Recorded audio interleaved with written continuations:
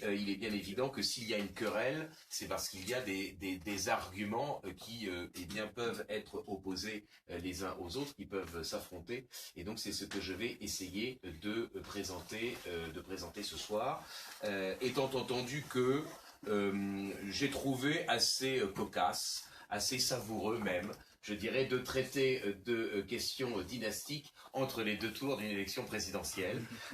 Ce sera notre petite satisfaction personnelle, hein, que nous partagerons. Voilà. Bien. Alors, je ne vais essayer de ne pas être trop long, et puis je vais vous demander quand même votre indulgence parce que naturellement, ce n'est pas, enfin naturellement, il s'avère que ce n'est pas une conférence que je fais régulièrement. J'ai donc essayé de réfléchir aux différents points qu'il était absolument nécessaire de traiter devant vous.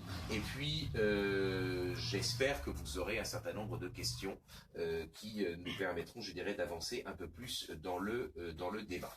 Alors, il est bien évident que c'est au XIXe siècle hein, que, je dirais, la querelle entre les orléanistes et les Bourbons hein, va se cristalliser.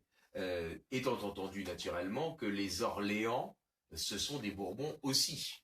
Hein, et que donc en fait il y a deux branches, hein, il y a la branche, je dirais, directe depuis Louis XIV, et puis il y a la branche directe depuis Louis XIII. Et la question va être de savoir, eh bien, est-ce que, enfin la branche descendante de Louis XIV, c'est, je m'exprime mal, descendant de Louis XIV, et puis la branche descendante de Louis XIII, la question étant de savoir laquelle des deux mériterait d'être privilégiée si jamais il y avait une restauration, qui n'est pas a priori totalement d'actualité, mais enfin on ne sait jamais, vu, je dirais, le désordre qui risque de s'installer dans les mois et les années prochaines, ça ne serait pas totalement, je dirais, inintéressant, je dirais, d'envisager une telle solution. En tout cas, il est bien évident qu'on a, je dirais, cette querelle, et cette querelle, eh bien, elle peut être tranchée, ou plutôt elle se focalise, pardon, je m'exprime très mal, elle se focalise sur deux principaux enjeux, qui sont d'une part la question, je dirais, de l'existence ou non d'une règle de nationalité, et c'est en particulier les conséquences du fameux arrêt Lemestre hein, de juin 1593, et puis de l'autre côté, ou en parallèle, la question de la renonciation de Philippe V d'Espagne, du duc d'Anjou, qui devient Philippe V d'Espagne au début du XVIIIe siècle. Et donc, est-ce qu'une renonciation au trône est ou non acceptable dans le cadre de la dévolution du trône capétien? Donc voilà, ce sont bien, c'est au sein d'une branche, les Capétiens, enfin au sein d'une, comment dire, dynastie, pardon, les Capétiens, au sein donc d'une branche de cette dynastie, la branche des Bourbons, qu'il y a ceux que l'on appelle les Bourbons tout court, si j'ose dire, et aujourd'hui les Bourbons d'Espagne, je vais essayer de vous expliquer pourquoi, et puis de l'autre côté, eh bien, les Orléans, mais on est bien d'accord, nous sommes dans tous les cas en face, eh bien, de Bourbons. Bien. Mais enfin, pour évidemment, je dirais, faciliter les choses, on va dire les Bourbons d'un côté, les Orléans de l'autre. Hein. D'accord, pour que les choses soient peut-être un peu plus claires, si j'arrive à m'exprimer clairement. Donc c'est au XIXe siècle évidemment que la querelle va se jouer.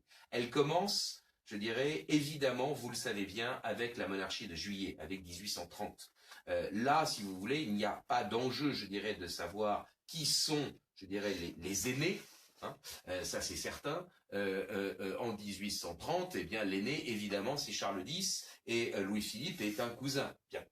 Mais ça n'empêche qu'évidemment dans les querelles qui vont suivre à partir de 1883, c'est-à-dire à partir de la mort du comte de Chambord, il est d'abord duc de Bordeaux, puis ensuite il est comte de Chambord, c'est-à-dire celui que les royalistes appellent Henri V, mais enfin il n'a jamais été vraiment Henri V, il n'a jamais vraiment régné. Eh bien, bien sûr, à partir de 1883, dans les querelles qui vont opposer les légitimistes, les partisans des Bourbons, aux orléanistes, les partisans des Orléans, il est bien évident que l'épisode, n'est-ce pas, de la monarchie de Juillet entre 1830 et 1848 va ressortir.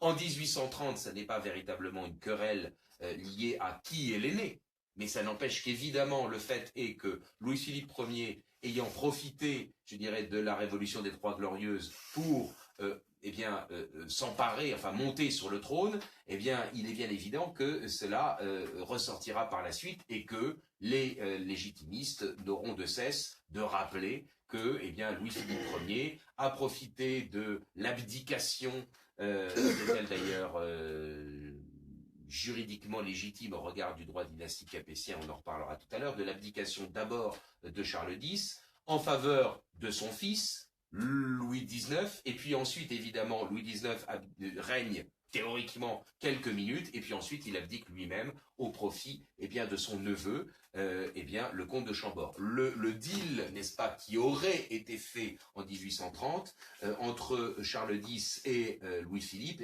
ça aurait été que celui-ci, par les réseaux qu'il avait, aurait soutenu la candidature, si j'ose dire, auprès de la Chambre des députés, la candidature du jeune duc de Bordeaux, Henri, puisque celui-ci étant évidemment totalement,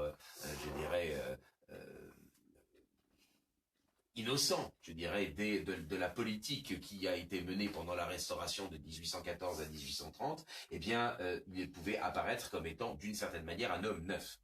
Et en l'occurrence, vous le savez, Louis-Philippe monte sur le trône. Donc d'une part, il y a évidemment ce hiatus-là, enfin cette querelle-là, et puis bien sûr, il y a le fait que les légitimistes ont d'avoir de cesse de rappeler que les Orléans descendent du fameux Philippe Égalité qui avait adopté les idées de la Révolution et avait contribué à l'exécution, n'est-ce pas, de Louis XVI, décidée par la Convention autoproclamée en tribunal judiciaire. Bien. Donc la querelle, elle commence évidemment en 1830. Bien. Mais vous le savez bien, c'est à partir donc de la mise en place de ce qui est l'embryon de la Troisième République, à partir donc de 1870, que véritablement la querelle va se relancer. Aux élections de 1871, il y a une majorité parlementaire royaliste, mais cette majorité parlementaire royaliste est divisée et elle ne va jamais réussir à se mettre d'accord sur les principes, n'est-ce pas, d'une restauration monarchique.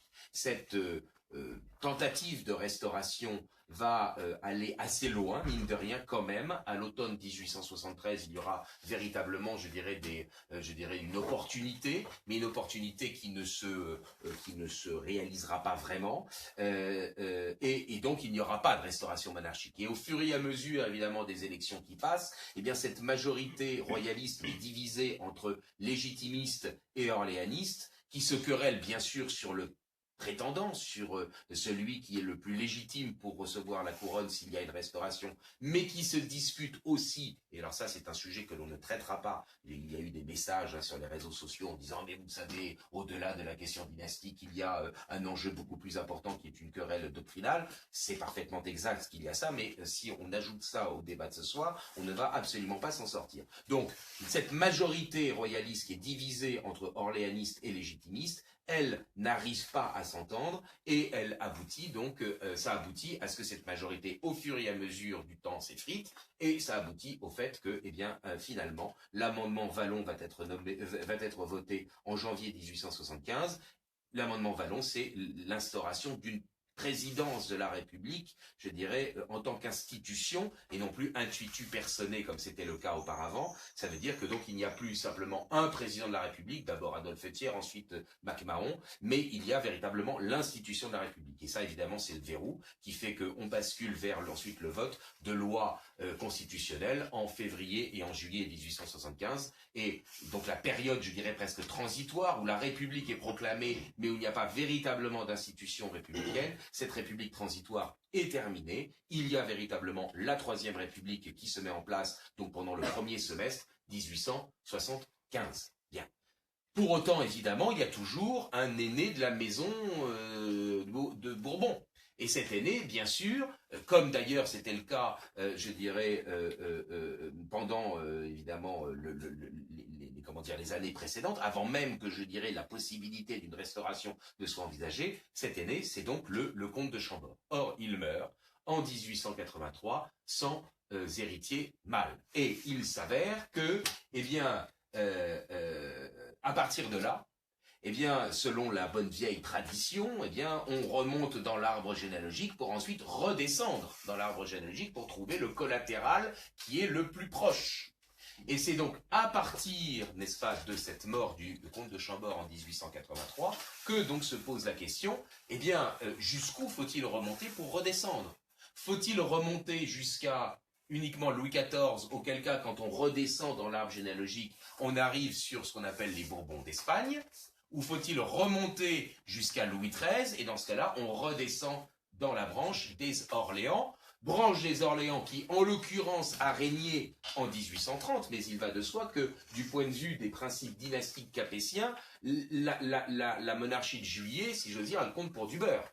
Hein, là, en l'occurrence, ce qui se pose comme question en 1883, c'est au regard des règles traditionnelles de dévolution du trône capétien, qui doit être reconnu comme étant, eh bien, l'héritier présomptif, le successeur désigné par ces règles, n'étant pas nécessairement, évidemment, c'est évidemment le cas en 1883, un prince régnant, et depuis, vous le savez bien, ça n'a jamais été le cas, donc aucun n'ont évidemment régné, mais la question se pose. Et donc, pour déterminer quel est celui qui, eh bien, devrait être considéré comme étant le successeur, eh bien, c'est là que se posent les deux questions que j'ai évoquées tout à l'heure. Est-ce qu'il y a ou non une règle de nationalité?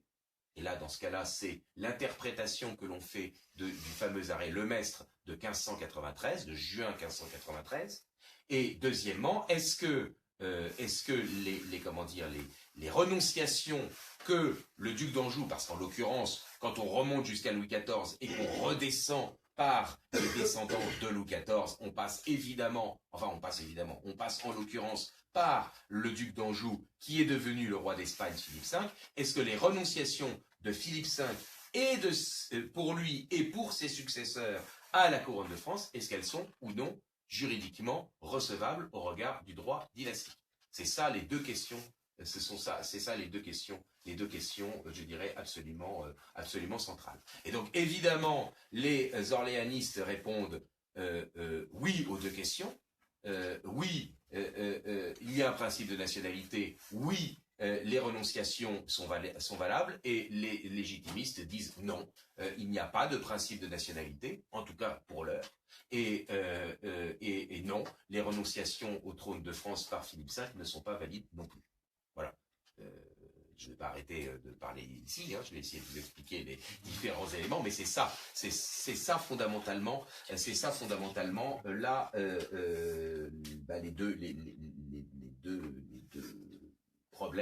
les deux problèmes sont.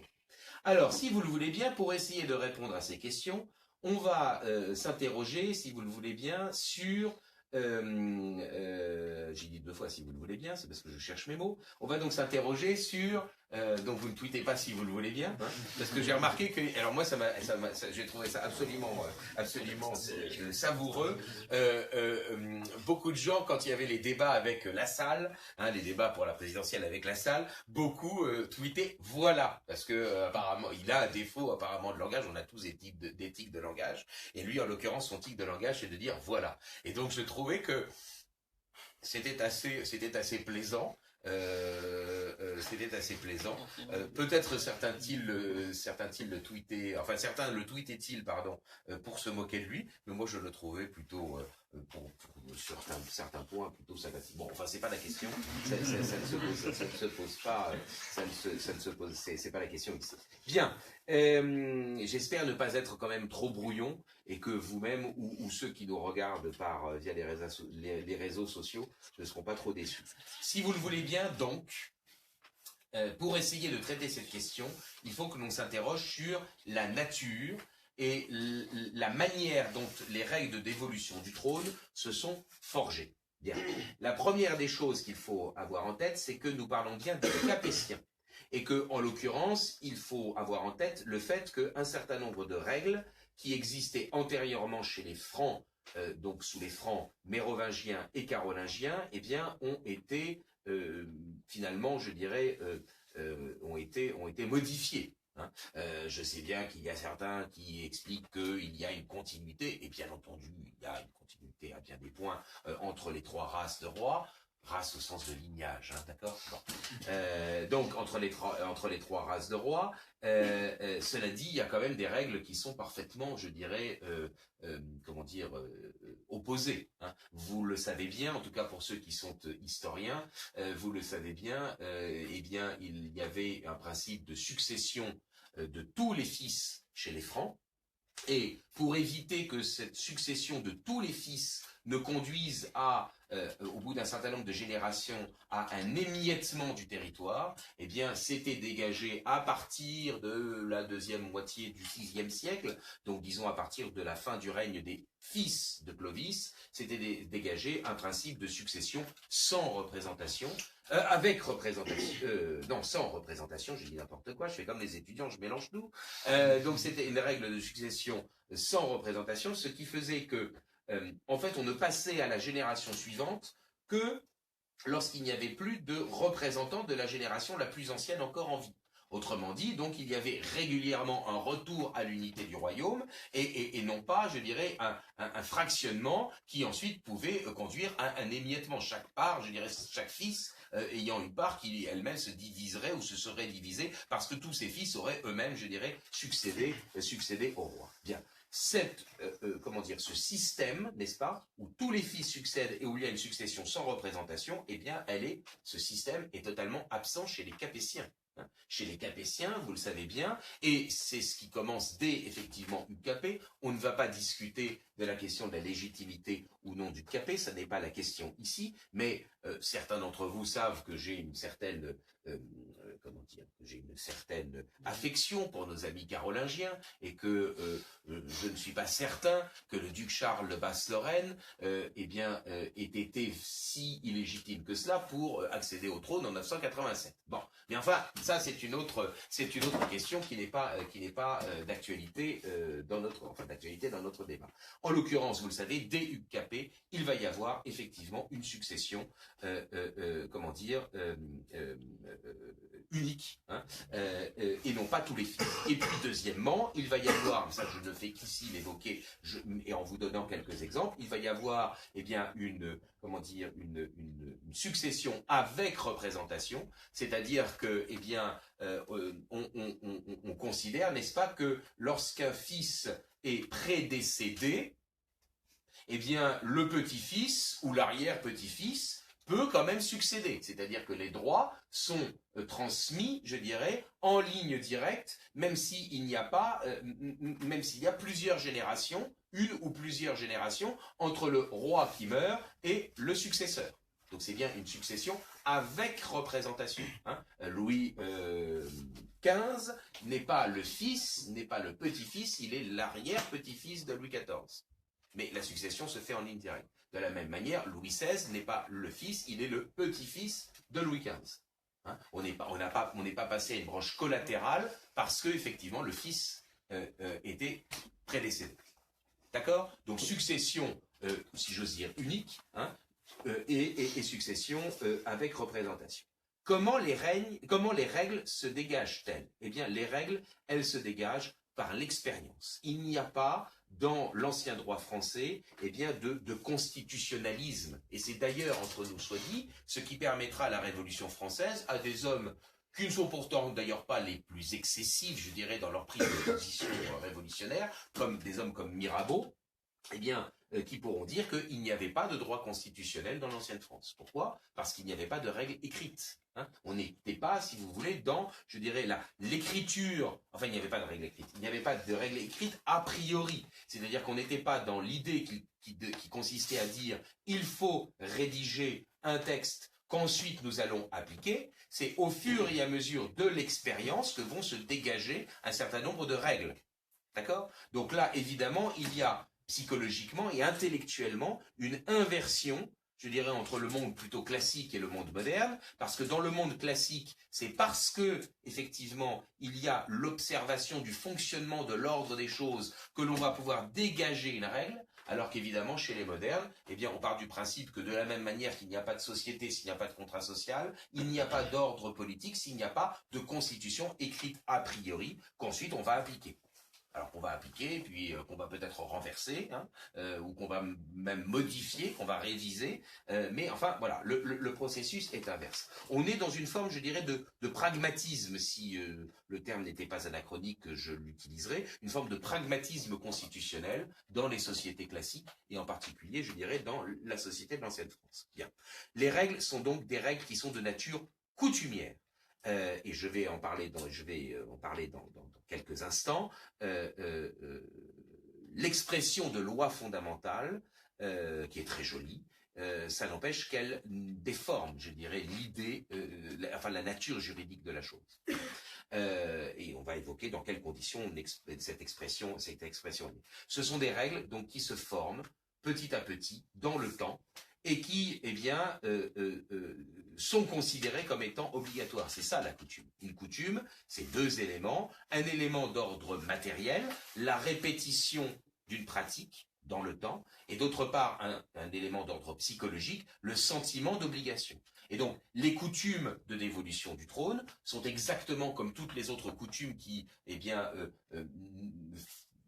structure d'une certaine manière la société de l'ancienne France,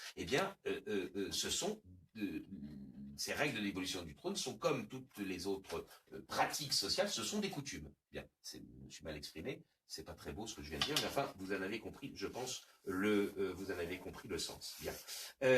Autrement dit, la révélation d'une règle se fait à un moment où, il y a un litige, un problème à résoudre, mais la règle, elle existe déjà.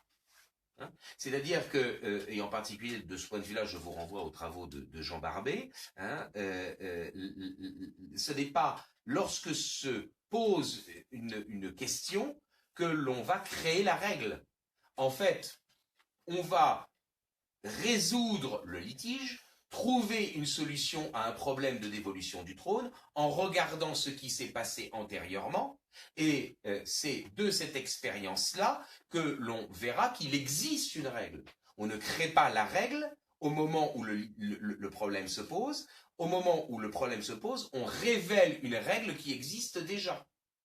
Alors, l'exemple que l'on prend communément pour illustrer cela, c'est évidemment la succession de Louis X le Hutin en 1316. Hein, vous savez que Louis X le Hutin meurt, son épouse, sa seconde épouse, Clémence de Hongrie, qui comme son nom l'indique, c'est ma blague habituelle, hein, qui comme son nom l'indique est donc italienne, Clémence de Hongrie est enceinte, et donc se pose la question de savoir qui va exercer d'abord la régence. Bien. Et puis ensuite, évidemment, celui qui aura mis la main sur la régence, en fait, il aura pris un avantage pour, ensuite, la royauté. Bien. L'enfant né, c'est Jean. Jean, finalement, meurt au bout de quelques jours, et donc, finalement, Jean est un mâle, et donc, effectivement, Jean règne quelques jours, enfin, règne théoriquement quelques jours, et puis ensuite, il meurt, et donc, se pose désormais la question, est-ce que c'est sa sœur, née du premier mariage de Louis X le Hutin, Jeanne de Navarre, ou est-ce que c'est son oncle, Philippe, le futur Philippe V le Long, qui va régner? La solution qui est trouvée en 1316, c'est celle de la masculinité. Est-ce que l'on a créé en 1316 la masculinité? La réponse est non. Est-ce que l'on a tiré la masculinité de la loi salique? La réponse est non. Vous me mettez ça dans une copie, je vous mets 0. C'est insupportable. La réponse est non. La loi salique est une loi essentiellement pénale rédigée sous Clovis entre 507 et 511, d'accord, qui ensuite a été plusieurs fois revue d'ailleurs, jusque d'ailleurs sous le règne de Charlemagne, et puis qui tout simplement tombe en désuétude à cause de quoi? Tombe en désuétude à cause de la période féodale. Et on ne retrouve la loi salique qu'en 1358. On ne retrouve la loi salique qu'en 1358. C'est un certain Richard Lescaut qui exhume cette loi et qui dit, à juste titre d'ailleurs, il y a dans la loi salique une règle qui veut que les filles ne peuvent pas succéder, n'est-ce pas, à la terre des ancêtres, à ce qu'on appelle la lode. D'accord? Ils ne peuvent pas succéder à la terre des ancêtres. Et donc, évidemment, cela confirme la règle de masculinité. En 1358, on est dans quel événement politique important? On est en pleine guerre de 100 ans. 1337, 1453. On est dans une période, en outre, qui est une période de défaite militaire, mais très grave. Vous savez qu'en 1360, il y aura le traité de Brétigny, quasiment toute la façade ouest est abandonnée au roi d'Angleterre.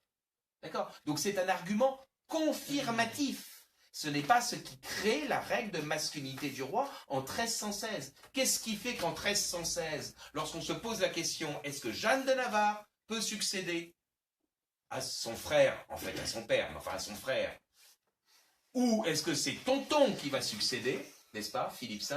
Ça vous fait rigoler, n'est-ce pas? On se pose la question en regardant ce qui s'est fait avant. Qu'est-ce qui s'est fait avant? Eh bien, il y a une succession, effectivement, de père en fils. Donc, il y a un principe d'hérédité qui, d'une certaine manière, s'est imposé. Bien, alors que sous les Francs, d'ailleurs, entre nous soit dit, il y avait un processus d'élection, de reconnaissance de capacité à exercer, d'où les interprétations de certains, à mon sens, totalement fausses, mais enfin, on sait pourquoi elles peuvent venir de là, une interprétation qui consistait à dire, oui, il y avait une forme de contractualisation du pouvoir royal chez les Francs, il faudrait y retourner. Bon, passons. En tout cas, il y avait là une hérédité qui s'est vraiment imposée, et cela dit entre nous, l'élection, elle était d'une certaine manière aussi, je dirais, manifestée dans le cadre du sacre, parce que vous savez que dans toute la cérémonie du sacre, il y a plusieurs étapes, et que la dernière étape de cette cérémonie, c'est l'acclamation. C'est le fait qu'effectivement, eh bien, le peuple présent approuve le fait que celui-ci est effectivement roi. Bon, passons. En tout cas, il y a un principe quand même d'hérédité. Il y a un principe de primogéniture. Hein. C'est toujours, effectivement, le fils, je dirais, et jusqu'à présent, il n'y a pas eu de cas où on a dû passer une génération, c'est toujours le fils qui, en l'occurrence, était le plus âgé, hein, c'est-à-dire le premier-né des fils. Hein, primogéniture. Hérédité, primogéniture. Ça, on en est absolument certain en 1316. Et donc, on regarde et on se dit, mais alors, est-ce que une fille aurait pu succéder? Puisque c'est le premier enfant qui succède, est-ce que c'est nécessairement le premier enfant mâle? Autrement dit, on se pose la question et on regarde l'arbre généalogique, est-ce qu'il n'y a jamais eu, essayez juste de me suivre 2 secondes, est-ce qu'il n'y a jamais eu de roi dont le premier enfant était une fille? Vous comprenez ce que je veux dire? Si en 1316 on se pose la question, on sait qu'il y a un principe d'hérédité, on sait qu'il y a un principe de primogéniture, donc on se pose la question, est-ce que donc, puisque c'est toujours, quand il y a plusieurs frères, le frère le plus âgé au moment de la succession, le premier-né forcément, des frères qui a succédé. Donc on se pose la question en 1316, est-ce que donc c'est uniquement une primogéniture ou est-ce que c'est une primogéniture masculine? Parce que si c'est uniquement une primogéniture, ça voudrait dire que tous les rois qui se sont succédés précédemment, chez les Capétiens, n'ont eu comme premier enfant que des mâles. Ben, la réponse est évidemment non. Il y a plein de rois qui ont eu comme premier enfant une fille. Mais en l'occurrence, ça n'a jamais été une primogéniture simple, ça a toujours été une primogéniture masculine qui s'est appliquée. Vous n'avez pas besoin de la loi salique, que tout le monde a oublié en 1316. Absolument pas besoin de la loi salique. On s'en tape complètement de la loi salique. Il s'avère qu'il y a plusieurs rois qui ont eu comme premier enfant une fille. D'accord? Or, en l'occurrence, jamais une fille n'a été choisie ou désignée, ou dans la pratique, il n'y a jamais eu simplement le premier enfant qui a succédé, c'est le premier enfant mâle. Le dernier exemple en date, c'est celui, eh bien, de Philippe III le Hardi. Saint-Louis a toute une flopée d'enfants, vous le savez bien, parce que d'ailleurs, c'est du comte de Clermont que descend la branche des Bourbons. D'accord? Et parmi tous ces enfants, le premier enfant, c'est une fille, Isabelle. Ensuite, le premier enfant mâle, c'est Philippe, c'est celui qui devient, en 1270, Philippe III le Hardi. D'accord? Donc on a bien dans la pratique, et exclusivement dans la pratique, exclusivement, des éléments qui permettent de dire en 1316, ce n'est pas qu'une simple primogéniture, c'est une primogéniture masculine. Et donc par conséquent, Jeanne ne peut pas régner. Et donc il faut passer au plus proche dans l'ordre dynastique, en termes de degré, n'est-ce pas, dans la généalogie, au plus proche, c'est tonton. D'accord? Donc, une règle de dévolution du trône, c'est une pratique qui se répète dans le temps, qui est considérée, c'est l'état d'esprit de société classique, comme étant obligatoire, et c'est une règle qui se révèle au moment où le problème se pose. Alors, à cette règle de masculinité, je vous passe un certain nombre de détails, parce que sinon, on n'y arrivera pas. À cette règle de masculinité, eh bien, s'ajoute, vous le savez bien, à l'hérédité, à la primogéniture, à la masculinité, s'ajoute la collatéralité. Bah oui, on a un premier exemple en 1316. Et puis ensuite, quand en 1322, Philippe V le Long meurt sans descendance mâle, eh bien, on va passer de nouveau au frère, Charles IV le Bel, répétition du précédent. Vous avez une coutume. Collatéralité.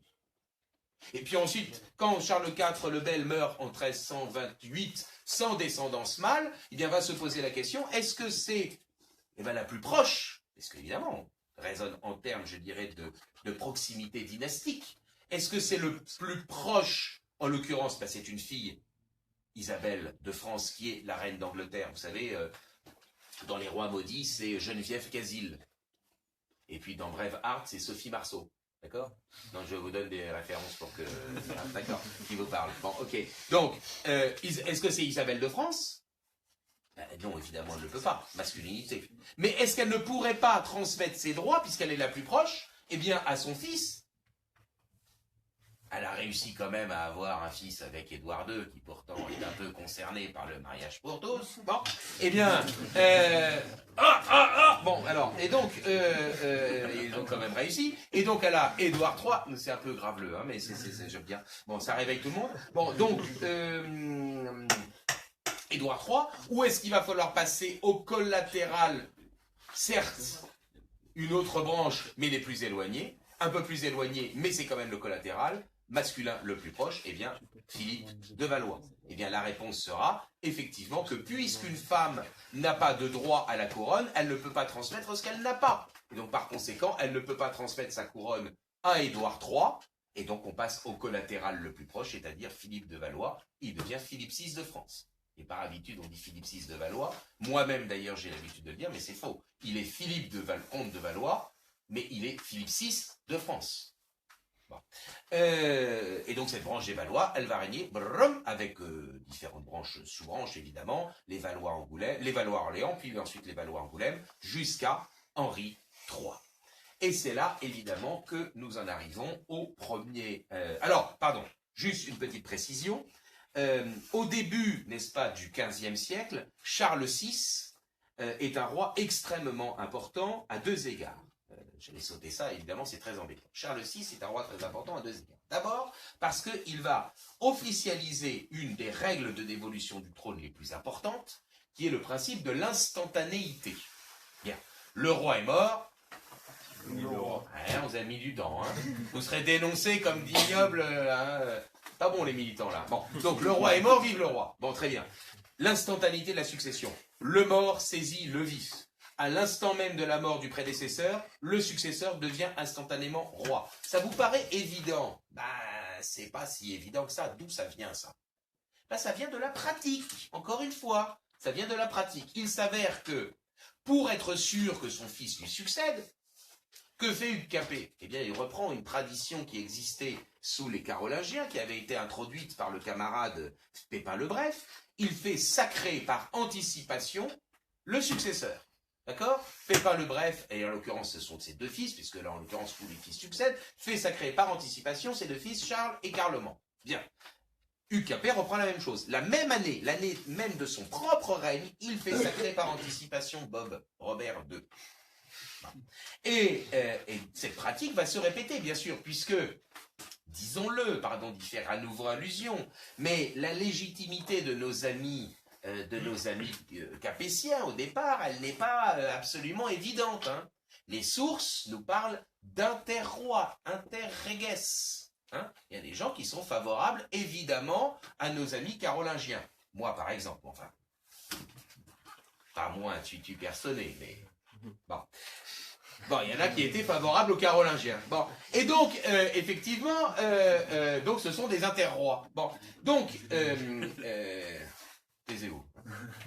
Alors, mais enfin, on pratique ça, évidemment, pour être sûr d'arriver à quoi?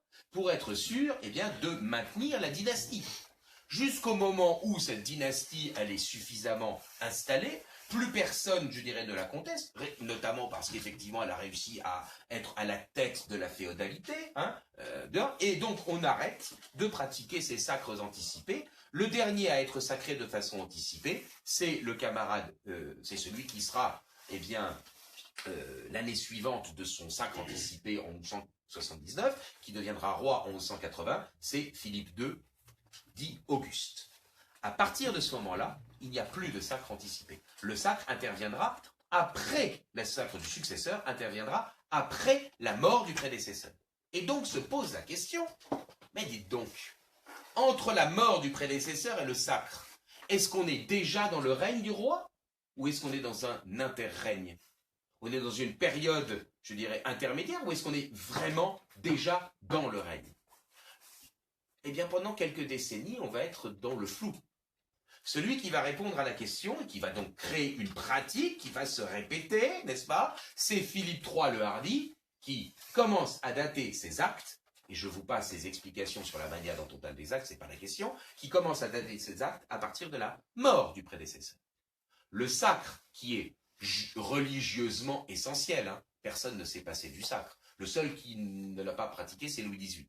Bon, et Louis-Philippe, évidemment. Bon, mais... Bon. Mais personne, avant la Révolution française, ne se passe du sacre. Donc, religieusement parlant, évidemment, le sacre est indispensable. C'est pour signifier que le roi reconnaît qu'il exerce un ministère, c'est-à-dire une fonction pour le compte d'une autorité supérieure. Il est lieutenant. Il tient la place de un supérieur. Pour les questions temporelles, dans un territoire délimité, le royaume de France, il tient la place de Dieu. Et en tout cas, il essaye. Bon, très bien. Donc on ne se passe pas du sacre. Mais juridiquement parlant, à partir du moment où vous ne pratiquez plus le sacre anticipé, eh bien, évidemment, vous allez être dans une situation extrêmement, ambiguë. Le sacre, certes, religieusement, il vous sert, mais juridiquement, il intervient après que vous soyez devenu roi. Puisque à partir de Philippe III le Hardi, les actes du règne sont bien datés à partir de la mort du prédécesseur. D'accord? Donc le sacre, qui était d'une certaine manière politiquement quelque peu constitutif de la royauté, hein, Hugues Capet, il fait sacrer de manière anticipée son fils pour être bien sûr que son fils lui succède. Donc politiquement, il en a besoin du sacre anticipé. Au XIIIe, au XIVe, au XVe, au XVIe, on n'a plus besoin du sacre anticipé. On ne le pratique plus. Il y a un principe dynastique qui s'est imposé et qui fait que donc le sacre n'est plus que confirmatif de la royauté. D'accord? Autrement dit, ce n'est pas le sacre qui fait le roi. Je suis au regret de le dire, malgré, je dirais, un roman que vous avez tous lu, n'est-ce pas? Ou vraisemblablement tous lu, qui est écrit par un écrivain pour lequel j'ai la plus profonde admiration. Mais en l'occurrence, la rengaine, n'est-ce pas, de tout ce livre qui consiste à dire régulièrement « pas de sacre, pas de roi », symboliquement peut-être, religieusement sûrement, mais juridiquement non. Non.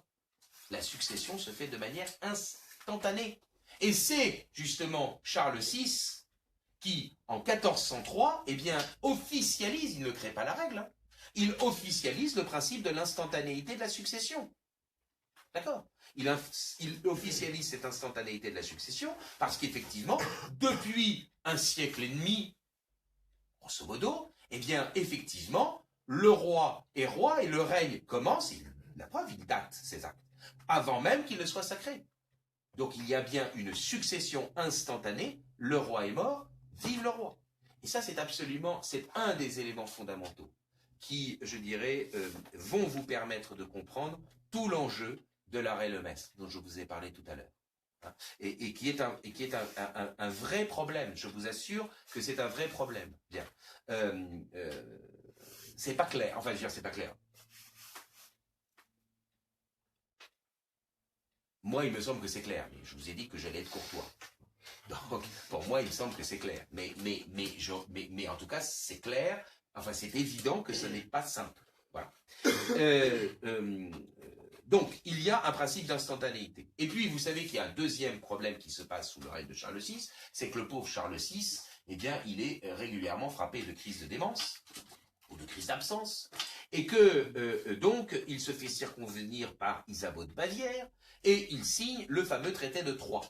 Bien, traité de Troyes qui prévoit ce qu'on appelle l'exhérédation de son fils, n'est-ce pas, Charles VII, le futur Charles VII, et qui prévoit qu'on mettra à la place, eh bien, d'abord, enfin qu'on mettra, que sera régent son gendre, puisque le roi d'Angleterre, Henri V, épouse sa fille Catherine de France, et que de cette union naîtra sans doute un fils qui sera et roi d'Angleterre et roi de France. C'est le petit Henri VI. Et donc vous savez bien qu'au moment de l'épopée de Jeanne d'Arc, eh bien vous avez d'un côté les partisans de Charles VII, et puis de l'autre côté les partisans d'Henri VI. Henri VI, donc fils de Catherine de France et du roi Henri V, et donc petit-fils, n'est-ce pas, de Charles VI. Bien. Ce traité de Troyes, qu'est-ce qu'il fait donc? Il décide de la succession. Il décide de dire, voilà, dans les successeurs possibles, moi, le roi, parce que je suis le roi, eh bien je décide que lui ne le sera pas et qu'un autre le sera. Quel est l'argumentaire des juristes à l'époque, et en particulier, même s'il écrit de manière quasiment, je dirais, antérieure, presque prophétique, mais enfin des différents juristes, dont notamment Jean de Terre-Vermeil, la réponse est « ça ne vaut rien, c'est juridiquement nul ». J'insiste sur le fait que nous sommes au début du XVe siècle. On n'est pas au XIXe, au XVIIIe, etc. On est au XVe siècle. Le traité de Troyes est nul, et juridiquement nul, parce que le roi dispose de la couronne. C'est d'ailleurs, je vous le signale, la même argumentation qui sera utilisée par le Parlement de Paris au début du XVIIIe siècle pour dire que le fait que Louis XIV ait voulu légitimer ses enfants bâtards, vous le savez, hein, devant toutes les morts de sa famille, Louis XIV dit, eh bien, le comte du Maine et je ne sais plus lequel, enfin il y en a deux, seront princes du sang. Ce sont des enfants adultérins. La réponse du Parlement de Paris, c'est niet. Vous ne pouvez pas modifier l'ordre de succession. On peut être effectivement craintif de ce que la dynastie s'étiole, que la dynastie disparaisse, mais on ne peut pas modifier l'ordre de succession. Un roi ne désigne pas son successeur. Je le dis entre parenthèses, je le dis tout de suite parce que je vais oublier de le dire, et puis je ne veux pas non plus que ça soit vécu comme étant, je dirais, une provocation. Honnêtement, que soi-disant le comte de Chambord ait désigné son successeur, ça n'a aucune valeur. Que vous me disiez qu'il y ait, je dirais, une règle de nationalité implicite dans l'arrêt Lemestre, ça, je peux à la limite l'accepter. Mais que vous me disiez que le comte de Chambord ait désigné son successeur, ça ne vaut rien, mais rien, de rien, de rien. Parce que sinon, ça veut dire que Charles VI a le droit d'exhéréder Charles VII. Il n'a pas le droit d'exclure Charles VII, non. Si Charles VII est le successeur désigné par les règles de dévolution du trône, il ne peut pas l'exclure. Le traité de Troyes de 1420 est nul. Donc ça, c'est le genre d'argument mondain, pardonnez-moi, hein, mais ça, c'est le genre d'argument mondain qui n'a aucune valeur. Je vous signale qu'on pourrait tout à fait aussi utiliser, si on voulait faire des mondanités, que lors des obsèques du comte de Chambord, qui était à la tête de la famille, bah c'est Jean III d'Espagne, entre guillemets, c'est le prince carliste. C'est le Bourbon d'Espagne. Donc d'un côté, vous avez un argument mondain qui consiste à dire il l'aurait désigné. De l'autre côté, vous avez un autre argument mondain qui consiste à dire celui qui a mené, je dirais, non pas la cérémonie religieuse, mais celui qui a mené, je dirais, donc les gars qui suivent le corbillard. Bon, voilà, c'est le Bourbon d'Espagne. Donc l'aîné de la famille, c'est le Bourbon d'Espagne. C'est pas le prince Orléans. Bon. Mais ça, à la limite, ce ne sont que des mondanités. C'est pas un argument juridique, ça. D'accord? Donc, je ferme la parenthèse. Il est évident que donc vous avez un principe de succession. Alors, il y a tout un argumentaire sur lequel je passe, notamment donc exposé par Jean de Terre-Vermeil, mais enfin il y a bien d'autres juristes au XVe siècle, pour défendre les droits, entre guillemets, du dauphin, du gentil dauphin, pour l'ami Jeanne d'Arc. Vous remarquerez d'ailleurs que c'est quand on a un doute sur la légitimité d'un prince que le sacre redevient indispensable. Et que donc, évidemment, dans l'opinion populaire dont Jeanne d'Arc est, d'une certaine manière, la représentante, tant que Charles VII n'est pas sacré, il est le gentil dauphin. Alors que son père est mort depuis longtemps. Hein. D'accord ? Mais ça n'empêche que dans l'opinion publique, évidemment, il y a cette importance du sacre. Quand il y a un vrai problème. Et d'ailleurs, entre nous soit dit, lorsque le camarade Henri de Navarre aura évidemment quelques soucis à se faire reconnaître comme roi, il n'aura de cesse que de chercher à être sacré. Lui aussi. Les deux exemples que nous avons sur les doutes de légitimité conduisent, je dirais, à une revalorisation du sacre. Bien. Donc, au début du XVe siècle, affirmation du principe d'instantanéité de la succession. Le roi est mort, vive le roi. Et réaffirmation de ce que la succession se fait par la désignation du successeur par les règles de succession automatiquement, sans que quiconque ne puisse modifier l'ordre de succession.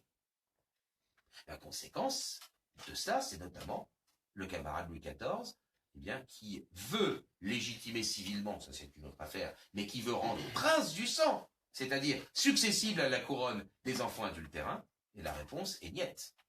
La réponse est niette. Parce que si vous introduisez des éléments comme ça dans la famille royale, ben, ça veut dire que vous modifiez l'ordre de succession, que vous modifiez, je dirais, l'ordre entre guillemets providentiel. Ça n'est évidemment pas possible. Donc, voilà. Alors après, on arrive évidemment au XVIe siècle.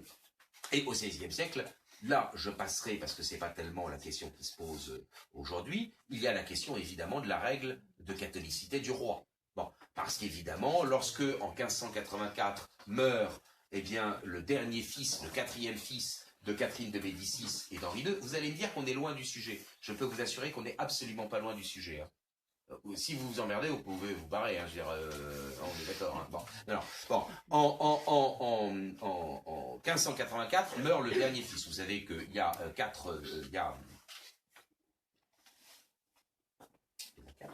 il y a 5, il y en a un qui est déjà mort. Donc avant. Ah non, il y en a 4. Je dis n'importe quoi. Bon, il y en a 4. Il y a 4 fils. Il y a celui qui devient François II, qui épouse Marie Stuart, ma chère Marie Stuart. Un peu nymphomane sur les bords, mais enfin bon, passons. Bon, c'est pas la question. Ensuite, évidemment, il y a le camarade Charles IX, et ensuite il y a Henri III. Henri III, donc vous savez, et ça n'est pas anodin évidemment pour notre sujet, Henri III qui revient dardard de l'étranger, vous le savez bien, puisque Henri III était roi de Pologne. Et il revient pour régner en France à la mort de son frère Charles IX en 1574.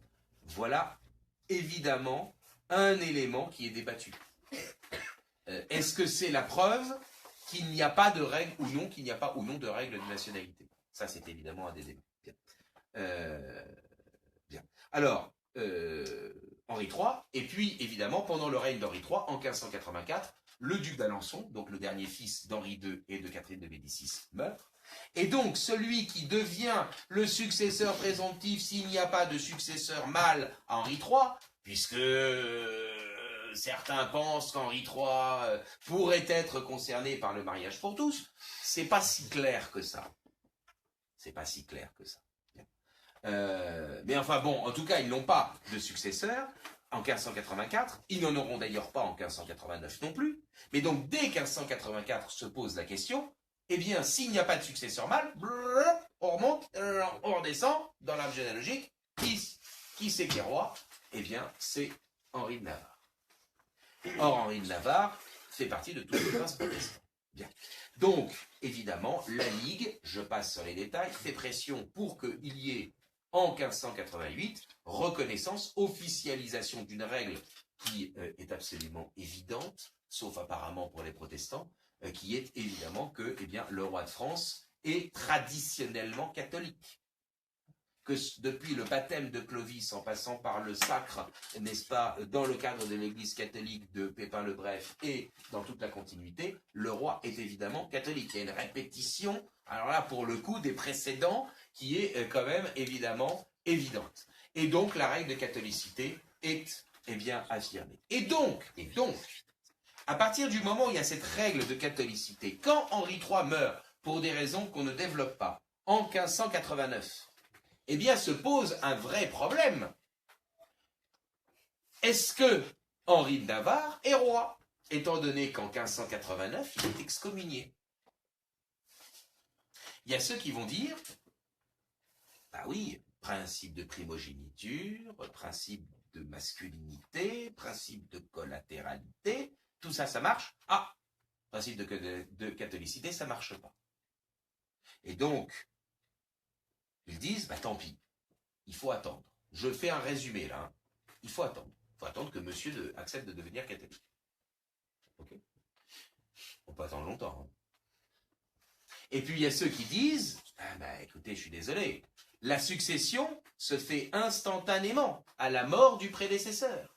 À partir du moment où le prédécesseur est mort, instantanément, les règles de dévolution saisissent un successeur qui lui remplit toutes les règles, qui lui remplit toutes les conditions de la dévolution du trône. D'accord ? Et bien celui-là, celui qui est masculin, celui qui est le plus proche, etc., et qui est catholique, eh bien, c'est pas Henri, c'est tonton. C'est Charles de Bourbon, le cardinal de Bourbon. Et donc c'est là où évidemment il va y avoir un vrai problème, c'est que, eh bien, certains considèrent que Charles est le vrai roi de France, et il y a même, je vous signale, des pièces qui vont être frappées au nom de Charles X. J'en ai. Au nom de Charles X, en 1590. Seulement le cardinal de Bourbon, il est vieux, et puis évidemment le cardinal de Bourbon, il n'a pas d'enfant, enfin en tout cas officiellement.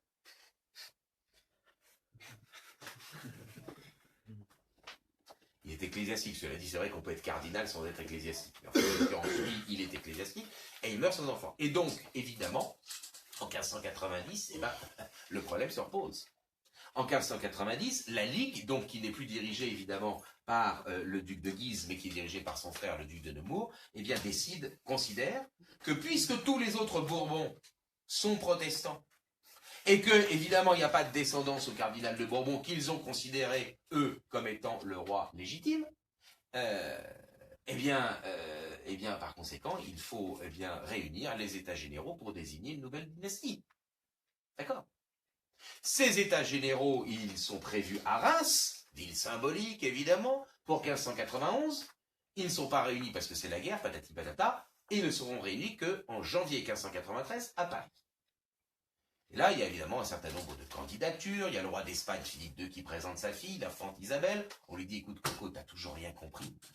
C'est un principe de masculinité. Elle dit, oh, mais c'est pas grave, on va la marier avec celui que...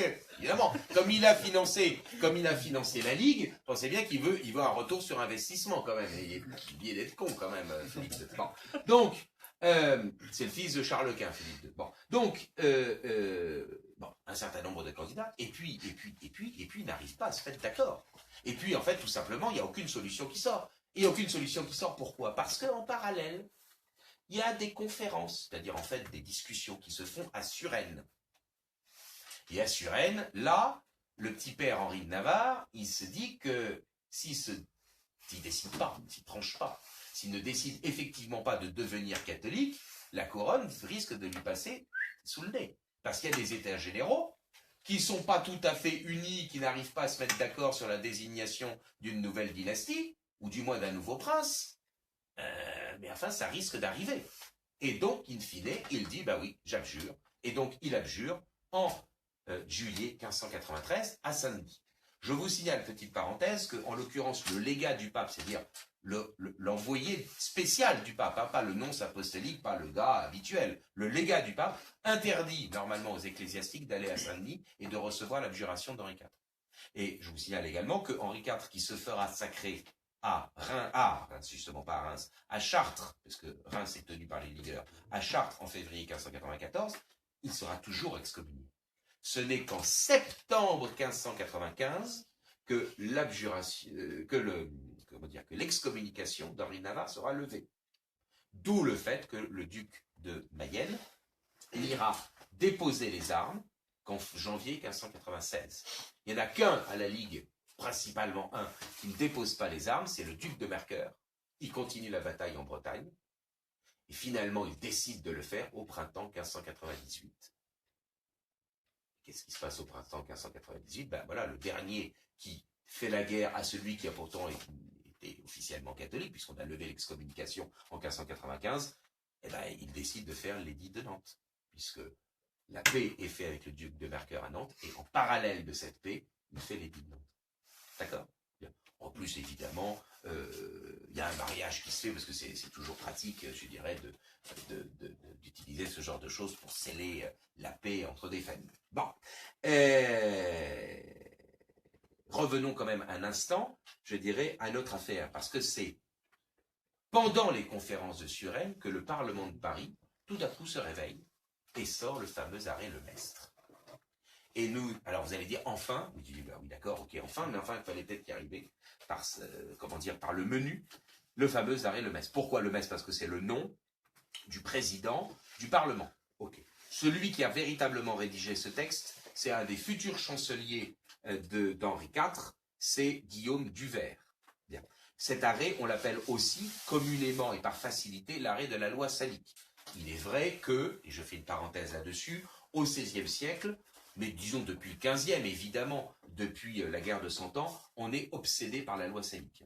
Voilà, et sachez-le, vous n'y êtes pour rien, hein, parce que très souvent, vous pensez que c'est la loi salique qui fait absolument toutes les règles de dévolution.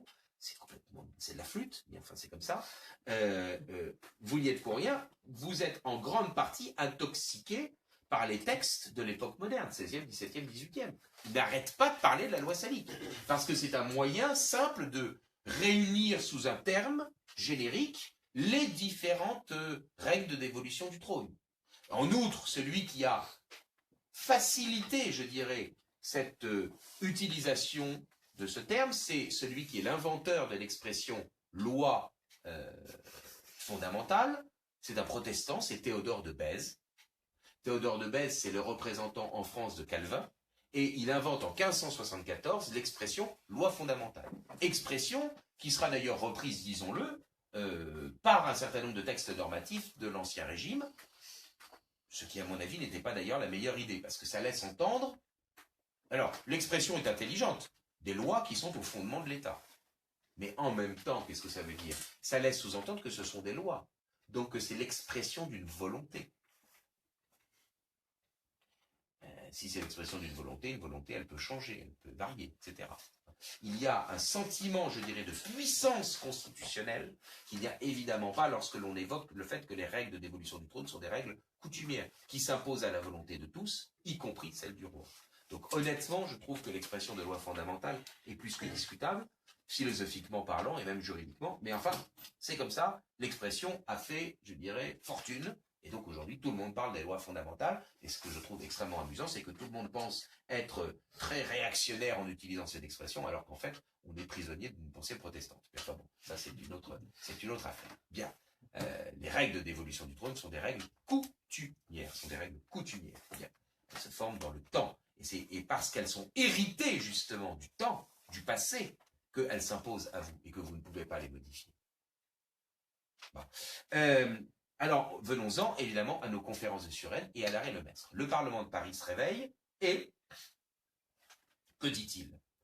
Il rend un texte dans lequel il prévient le duc de Mayenne et les États généraux qu'ils ne peuvent pas faire ce qu'ils veulent, qu'ils sont limités dans leur choix, qu'il y a un certain nombre de règles qui doivent être, je dirais, respectées. Et que, finalement, il y a, je dirais, un principe, je dirais, de ne reconnaître qu'un prince, alors il y a catholique, donc c'est bien la confirmation de la règle de catholicité, Et donc ça, c'est évidemment pour dire à Henri de Navarre, grouillez-vous de vous convertir, d'abjurer définitivement le protestantisme, et français. Et c'est de cette expression-là, un roi catholique et français, parce qu'évidemment, vous aviez, je dirais, tout un ensemble de candidats qui se présentaient, certains parfaitement ubuesques, qui essayaient d'avancer leur pion dans le cadre des États généraux réunis à Paris, des États généraux de la Ligue, qui, évidemment, étaient parfaitement étrangers à la dynastie française, à la dynastie royale. Le problème de cet arrêt, il est double. Premièrement, il n'existe plus. C'est embêtant, parce qu'on n'en a pas le texte. Alors moi, je suis toujours ébahi par les gens qui me sortent l'arrêt Lemestre. J'aimerais bien qu'ils me disent où ils l'ont trouvé. Il a été biffé des registres du Parlement sur l'ordre d'Henri IV, qui ne voulait sûrement pas devoir sa couronne à un arrêt du Parlement. Pensez bien, il a oublié d'être con, Henri IV. Hein, bon, évidemment, il ne veut pas devoir sa couronne à, je dirais, une décision juridique, une argumentation juridique. Il doit sa couronne au fait qu'il est désigné par les règles de dévolution du trône, par la tradition, par sa force, par son charisme à la limite, mais certainement pas par la décision de Gugus sur l'île de la Cité. Enfin, donc il fait biffer l'arrêt Lemestre. Alors, on a quand même des relations, c'est-à-dire des rapports nous disant que, voilà, dans telles conditions, eh bien, les parlementaires sont allés donner au duc de Mayenne le texte et qui contient tel et tel arguments. Donc, en fait, on en connaît le contenu, mais on n'a pas le texte explicite. D'accord? Donc ça, c'est quand même un tout petit peu ennuyeux. Alors, on peut le reconstituer. Et je suppose que quand on présente le texte de l'arrêt Lemestre, ce sont des reconstitutions. Admettons.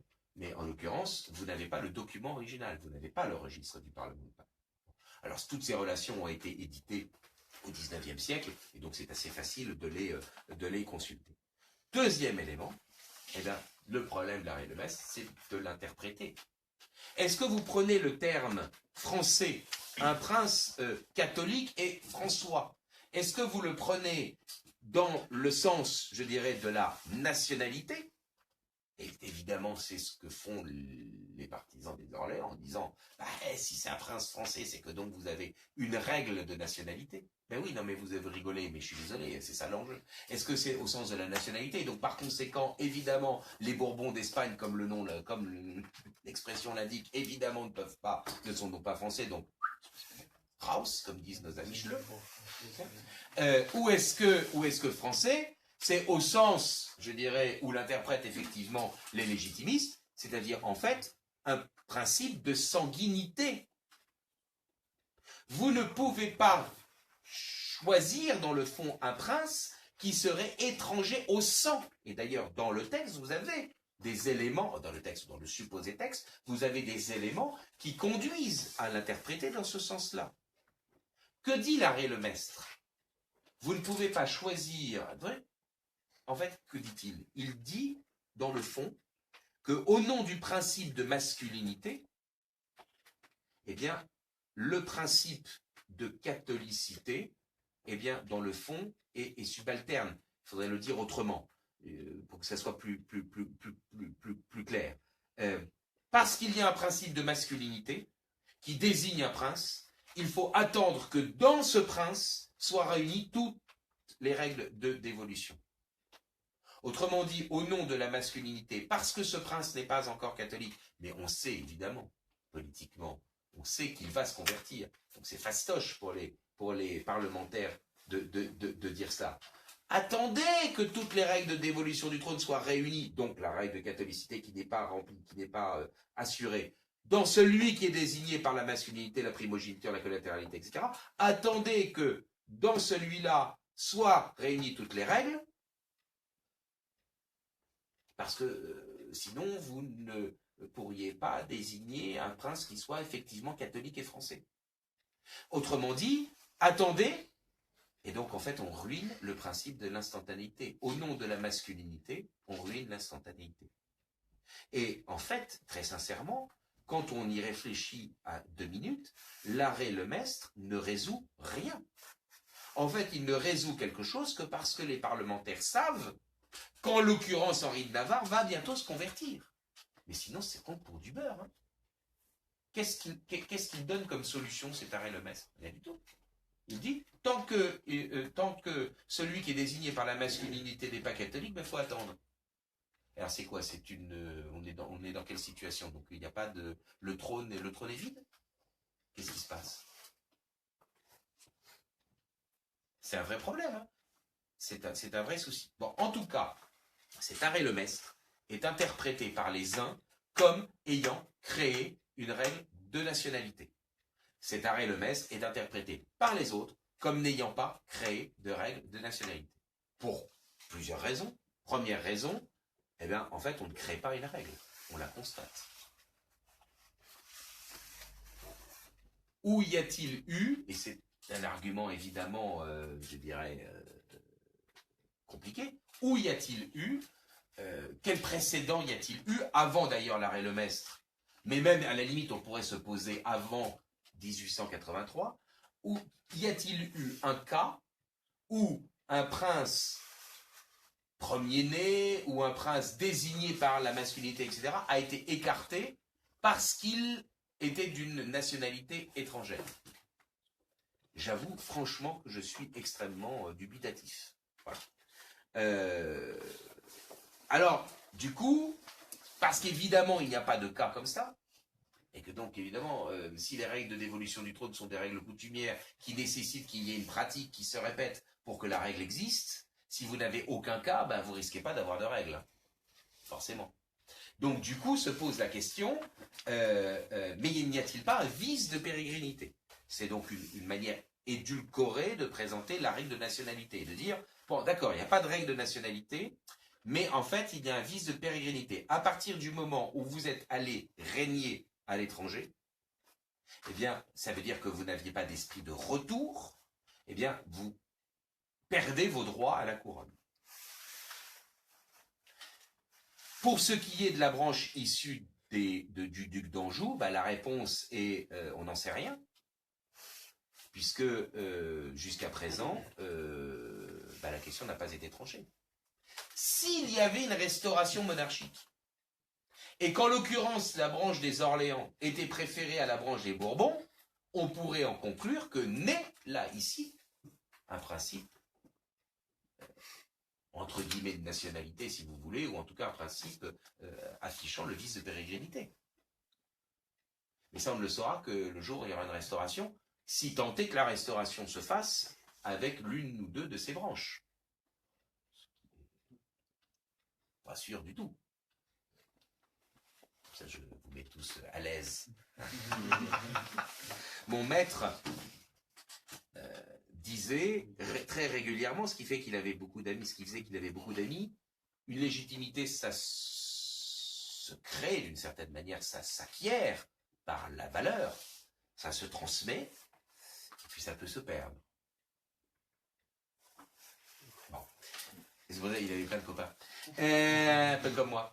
Donc, si vous voulez, comment dire, le seul cas, en fait, véritablement un peu probant que nous ayons, qui pousse évidemment les légitimistes à dire, en fait, non, il n'y a pas de vice de pérégrinité, donc ça ne peut pas s'appliquer aux Bourbons d'Espagne, c'est le cas d'Henri III.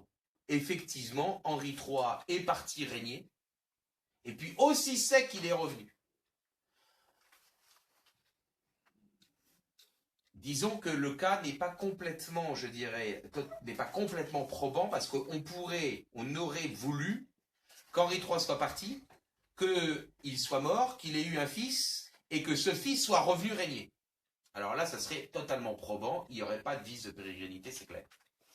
Là, étant donné qu'il est parti, très peu de temps qu'il est revenu, on peut évidemment, parce que dans la coutume, le temps compte, évidemment. L'inscription dans le temps, la tradition qui dure, ça a une valeur. Évidemment, pour nous aujourd'hui, ou pour nos contemporains aujourd'hui, on se tape complètement de savoir c'est une chose dure. Hein. Même si justement elle est plutôt, je dirais, éphémère, etc., c'est que c'est quelque chose qui est dans le vent, donc ça a de la valeur. Hein. Alors que les vieux trucs qui durent, c'est la lampe à huile, quoi. Hein, c'est les trucs poussiéreux. Bon. Dans l'ancienne France, c'est plutôt les trucs poussiéreux. Hein. Vous ne tweetez pas une connerie pareille. Hein. Je veux dire, ne dites pas, m'attribuez pas, il ne parle pas. Dans l'ancienne France, c'est quand même plutôt les trucs poussiéreux qui ont de la valeur. Oui, d'accord. Bon. Et donc, évidemment, là, c'est quand même pas complètement probant. Très sincèrement, je pense, je vous le dis, bon, il n'y a pas de, voilà, je ne crois pas vraiment au vice de pérégrinité. Voilà. Maintenant, il est certain que, avec justement cette situation, vous connaissez évidemment, de cette branche des Bourbons qui est partie régner en Espagne, si, à l'occasion d'une restauration, cette branche était évincée au profit d'une autre, et en particulier des Orléans, et bien là, pour le coup, il y aurait un précédent qui créerait ce vice de pérégrinité. Voilà. Là, oui. Effectivement, là, ça serait, je crois, certain. On verra bien. Hein. On verra bien comment ça se passera. Deuxième, évidemment, élément sur lequel il y a, je dirais, un débat, c'est les renonciations d'Utrecht. Alors, je vous passe la guerre d'Espagne, la guerre de succession à la couronne d'Espagne, que vous connaissez tous grâce à Ruy Blas. Bon, à Ruy Blas, Victor Hugo, et évidemment à La Folie des Grandeurs, qui est quand même évidemment ça vous connaissez, hein. Voilà, évidemment. Bon, qui est quand même un chef-d'œuvre évidemment absolu, hein, qui est exceptionnel. Enfin bon, évidemment, hein, Monseigneur a-t-il reçu ma lettre anonyme? Bon, ça, c'est partie évidemment, je dirais de ces. Bon, je vais ouvrir la bouteille d'eau qui m'a été gracieusement offerte et je remercie infiniment. Là, j'avoue qu'effectivement, j'ai un peu... je ne suis pas René Fleuriot qui arrivait à faire 6 heures de plaidoirie sans boire un verre d'eau. Là, j'avoue que j'ai travaillé toute la journée. Vous pouvez pas, je suis épuisé. Je raconte ma vie. Hein,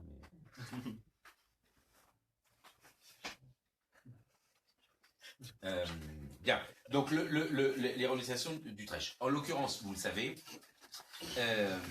le roi d'Espagne meurt et dans son testament, il donne la couronne à un descendant de Louis XIV.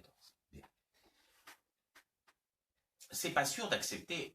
D'abord, évidemment, il y a eu des revirements du roi d'Espagne.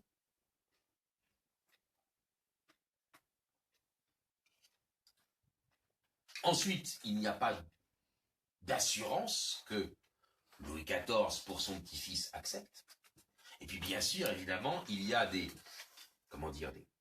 rapports de force géopolitiques qui font que, en particulier l'Angleterre, n'a pas du tout envie que, une même famille, le grand-père et le petit-fils, règnent sur 2 royaumes. Toute l'histoire du XVIe et du XVIIe siècle, c'est le royaume de France qui essaye d'échapper à la tenaille, pas dans la forêt de Machecoul, qui essaye d'échapper à la tenaille. Ça, c'est pour ceux qui ont des lettres aussi, parce que là déjà, la Folie des Grandeurs. Mais alors là, on descend, là. Hein, bon, okay, bon. Donc, qui essaye d'échapper à la tenaille des Habsbourg. Habsbourg de Vienne, Habsbourg de Madrid. Bien. Donc là, c'est la situation qui se renverse. C'est le royaume de France qui, certes, qui n'est plus, je dirais, pris en taille et qui même contrôle, de fait, qui contrôlerait, évidemment, deux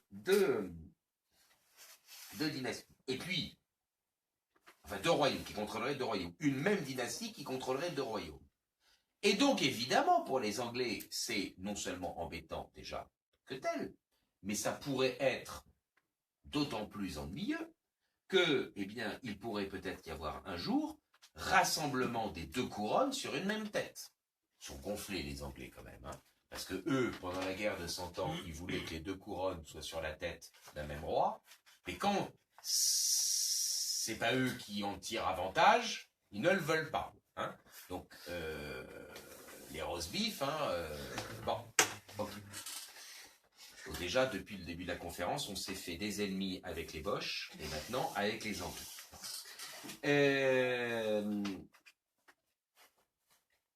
Donc il y a un certain nombre d'affrontements militaires, ça se passe très mal d'ailleurs pour la France, et in fine, retournement miraculeux, les armées françaises gagnent, et donc peut d'une certaine manière imposer sa solution dans deux règlements de paix, et notamment l'un évidemment et le plus important, c'est évidemment Utrecht.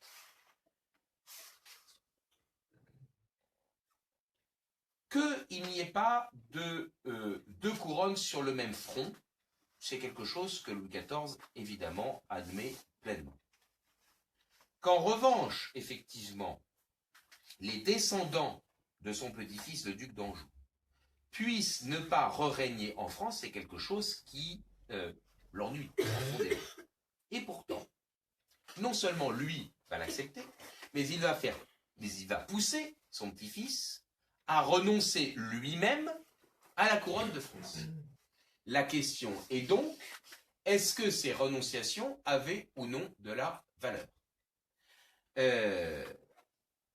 Il y a deux éléments pour y répondre. Premier élément, dans les négociations. Lorsqu'on regarde les négociations des traités, on a des documents qui montrent que les représentants de la France préviennent les Anglais qu'au regard du droit constitutionnel français, un prince est désigné par les règles de dévolution du trône, il n'a pas à choisir de régner, et un prince ne peut pas non plus désigner ses successeurs. Autrement dit, les représentants français auprès des Anglais écrivent explicitement « Vous nous demandez d'introduire cette clause dans le traité, mais vous savez que nous, au regard du droit interne, ça ne vaut rien. » Et les Anglais répondent « On s'en fout, nous, au moins, on a ça, officiellement, dans le traité. » Et puis il y a un deuxième élément, c'est est-ce que cet argument-là ou non est recevable?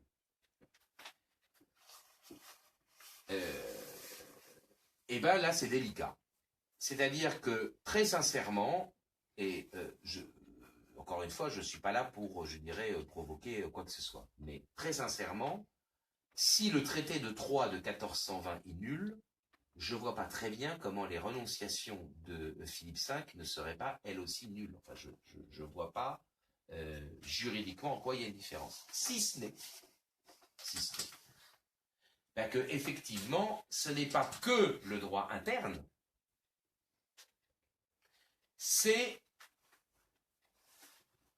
dans un engagement international. Et auquel cas, effectivement, on pourrait envisager, et c'est l'un des arguments évidemment utilisés par les orléanistes, considérer que cet engagement ayant été pris dans le cadre d'un engagement international, eh bien cet engagement international, dans le fond, a plus de valeur que le droit constitutionnel interne. Alors c'est vrai que du coup, ça conduirait à considérer que ce n'est pas du droit constitutionnel propre à la France que les Bourbons d'Espagne sont évincés, mais en raison d'un engagement international que les Orléans tiendraient leur droit. Bon, je ne sais pas si politiquement c'est très vendeur. Franchement, j'en doute, mais bon. Voilà, c'est un souci. Alors, je ne vais pas en rajouter, enfin si, je vais le rajouter, mais c'est une façon de dire les choses. Vous savez qu'en Espagne, il y a eu, au début du XVIIIe siècle, un vrai souci, c'est qu'il y a un prince qui a été évincé du trône, c'est le prince Charles, d'où la naissance du courant carliste. D'accord ? Et celle qui monte sur le trône, c'est Isabelle, et donc on appelle ça l'isabellisme.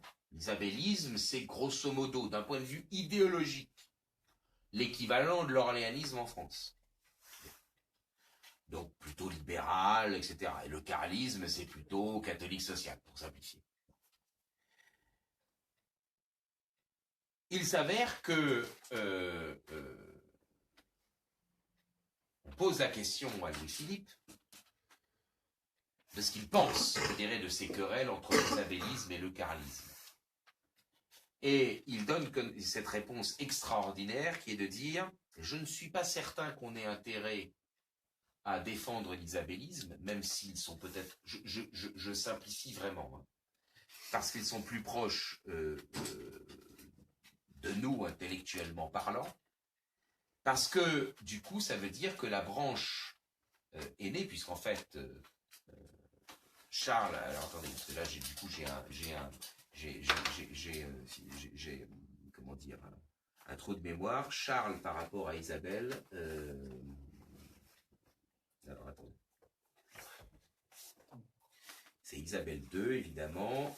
Charles, alors Isabelle II c'est la fille, oui ben c'est son frère évidemment. Charles V,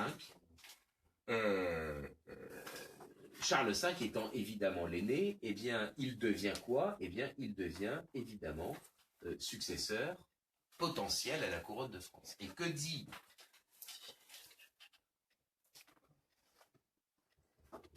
attendez, je vais vous trouver la citation exacte pour qu'il n'y ait pas d'ambiguïté, parce que sinon...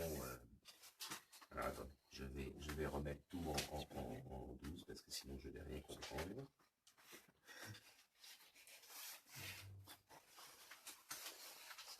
Philippe Auguste, c'est pas ça. Philippe IV, c'est pas ça. Le père. Il y a trop de Philippe hein, dans mon texte.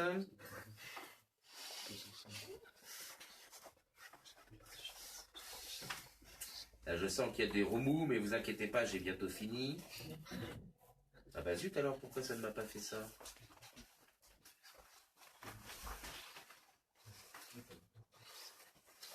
Ah zut alors, attendez, j'arrive. Le camarade Louis-Philippe, vous allez voir que je n'ai pas trouvé la citation, que je vais terminer n'importe comment. Alors attendez, 12.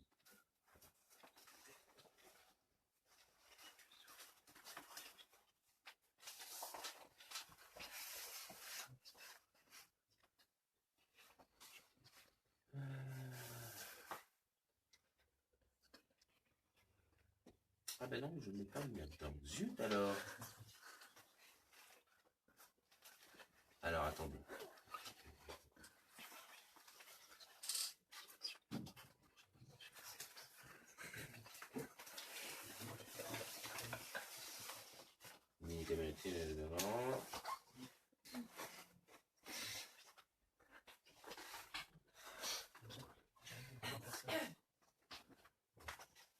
Alors voilà. Et donc, vous allez voir que je n'ai pas la citation. Mais, alors attendez. Donc le duc d'Orléans, le futur Philippe Ier, donc ne s'y trompez pas en considérant que s'il était enlevé aux descendants mâles de Philippe V la couronne d'Espagne, rien ne pourrait les ah ben si j'ai la citation. Rien ne pourrait donc les empêcher d'éventuellement revendiquer celle de France, et, dit-il, d'une certaine manière, parce qu'il passait avant sa branche. Je vous cite ce que le dit, alors 4, c'est la citation numéro 4. Ce n'est pas seulement comme Français que je prends un vif intérêt à ces questions, c'est aussi comme père.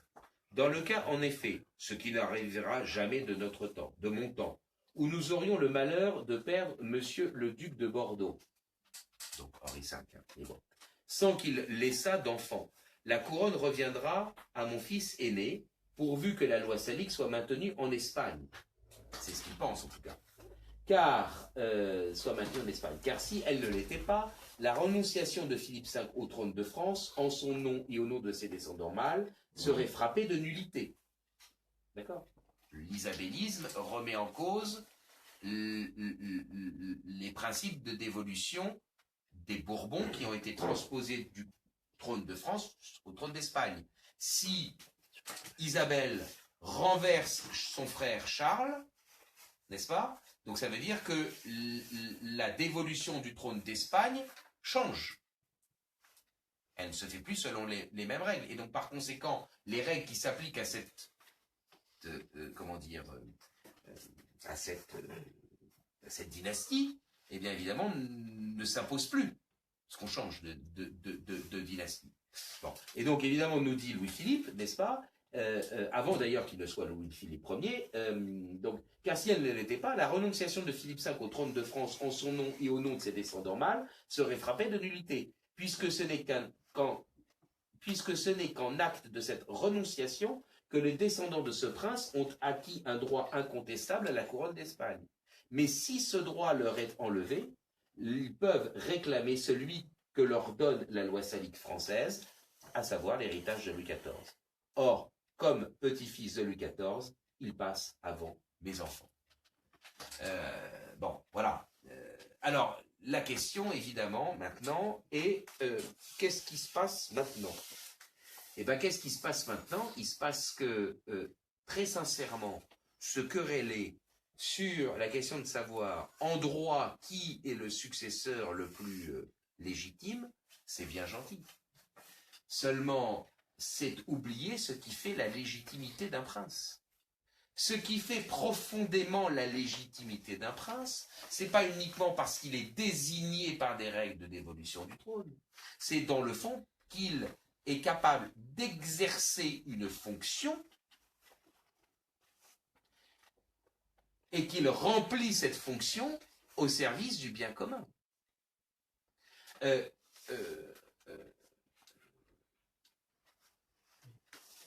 Un prince, si vous voulez, dans la conception classique du pouvoir, à partir du moment où quelqu'un détourne un pouvoir de sa finalité, s'il ne remplit pas la fonction, il devient ce qu'on appelle un tyran. Inversement, pour arriver au pouvoir, il faut que, d'une certaine manière, il s'en montre digne. Si vous êtes dans le cadre d'une succession dynastique, les choses se font naturellement. Si vous êtes dans le cadre d'une restauration, au-delà même de la question de savoir qui, en théorie, dans le cadre de cette dynastie qui pourrait être désignée, se pose avant tout la question de la légitimité politique. D'où la formule de mon maître qui est de dire une légitimité, ça se forge, ça se transmet, mais ça peut se perdre. Très sincèrement, je ne suis pas là pour, je dirais, provoquer qui que ce soit, mais je ne suis pas certain que les, entre guillemets, prétendants potentiels d'aujourd'hui soient véritablement à la hauteur, quel qu'il soit. Quel qu'il soit.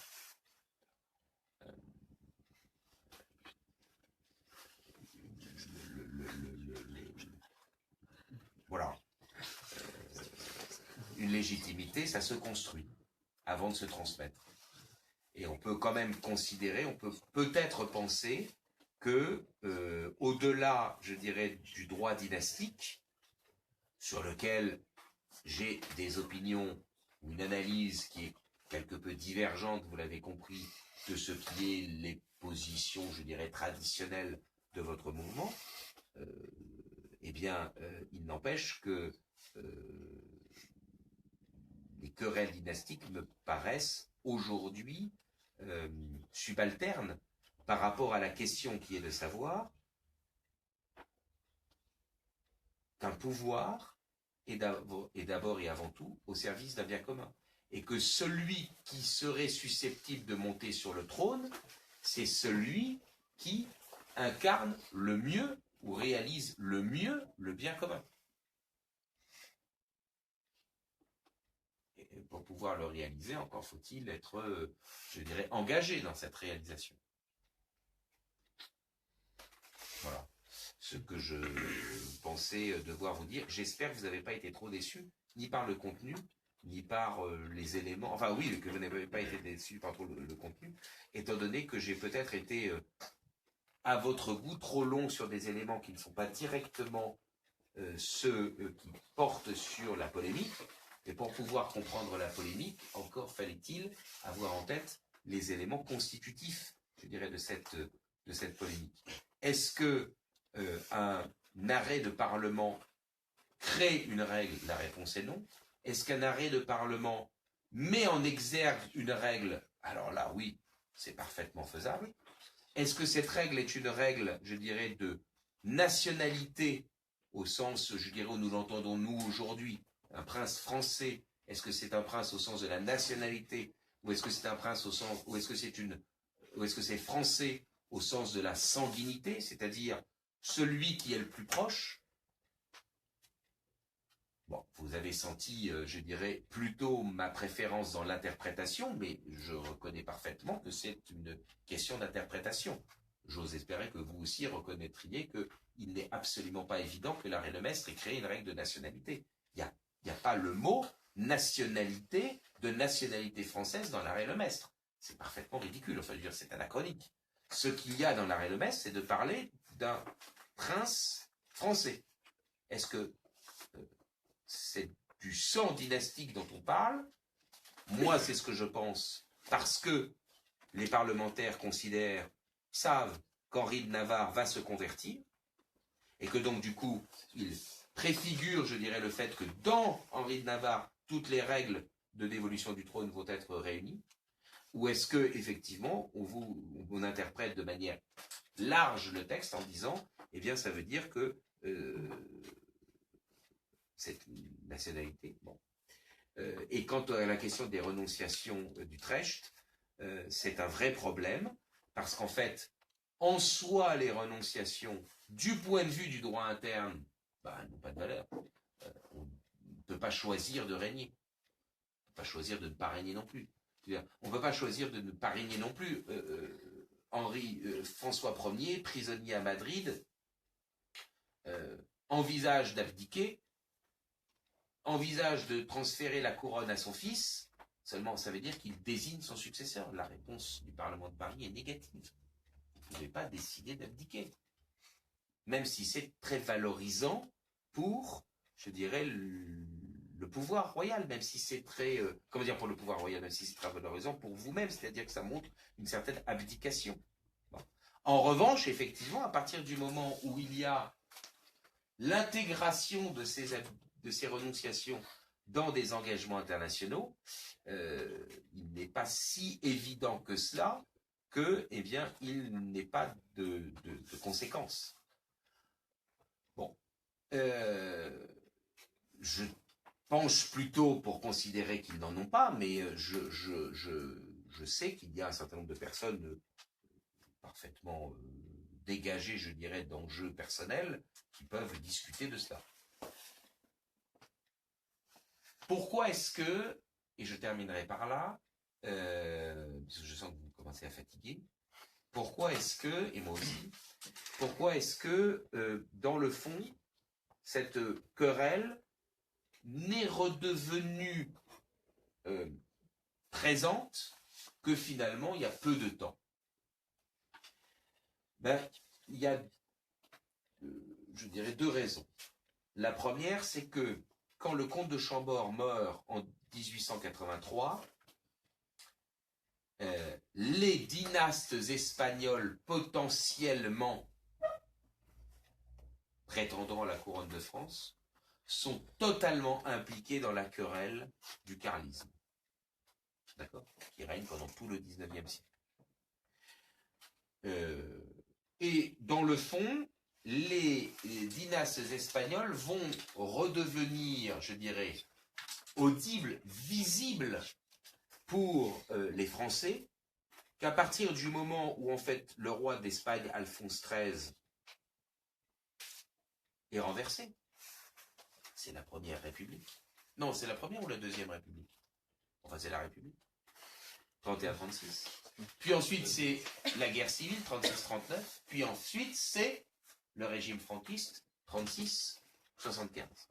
Et donc, c'est à partir du moment où, effectivement, il y a une dissociation, je dirais, de la dynastie carliste avec les enjeux propres à la couronne d'Espagne, que ceux-ci deviennent, eh bien, visibles. Et dans le fond, c'est à partir de, mettons, 1941 que, eh bien, ceux-ci deviennent, je dirais, identifiables. Et puis, il y a une deuxième raison.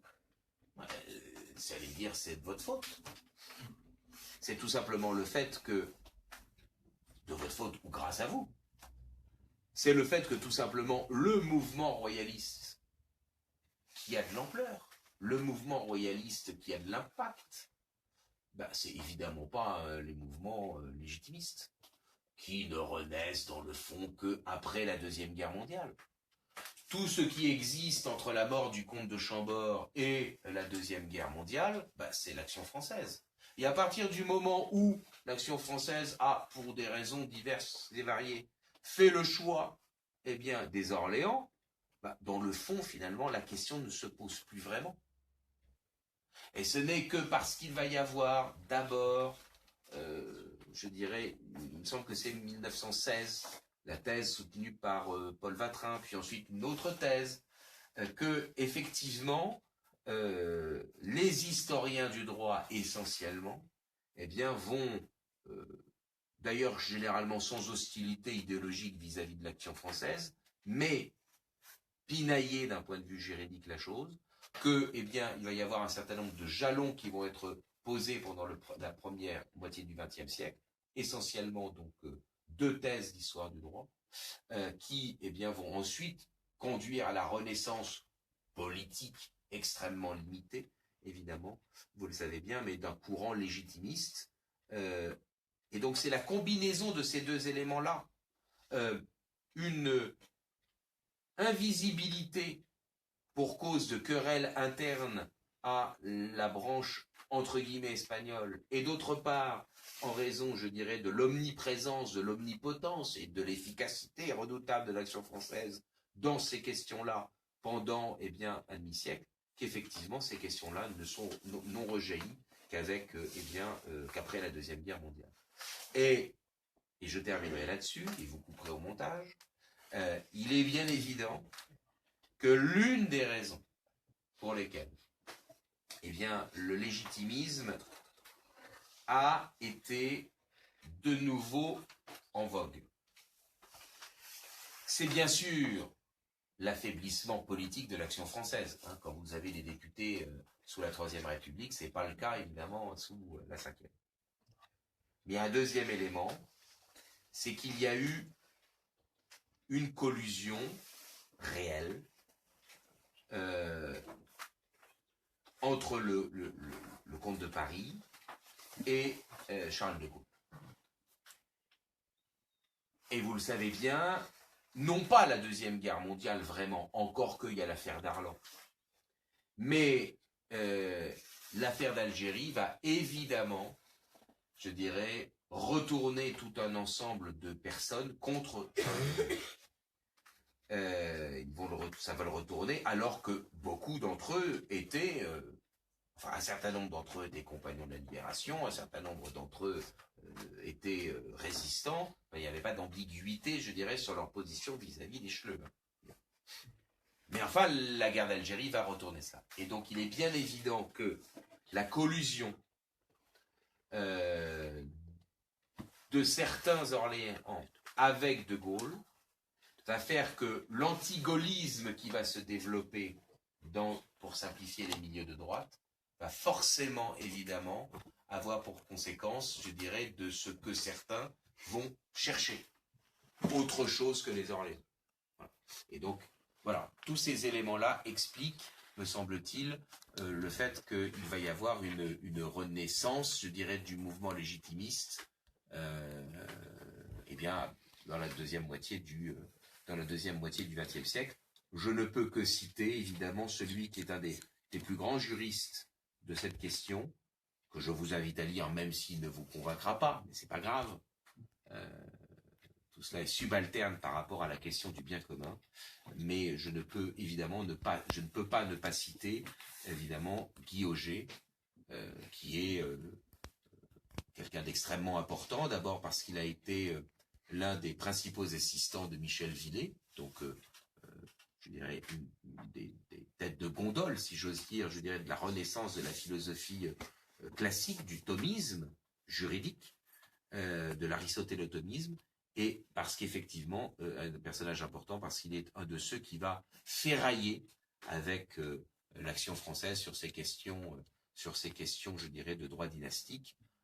Quand il est mort, tout le monde a reconnu qu'il avait toujours été, je dirais, d'un parfait fair-play, d'une parfaite courtoisie, ce dont j'espère avoir témoigné ce soir aussi, malgré évidemment les divergences qu'il avait pu avoir avec les patrons de l'Action française. Je vous remercie d'avoir été si, je dirais, complaisant et attentif avec moi.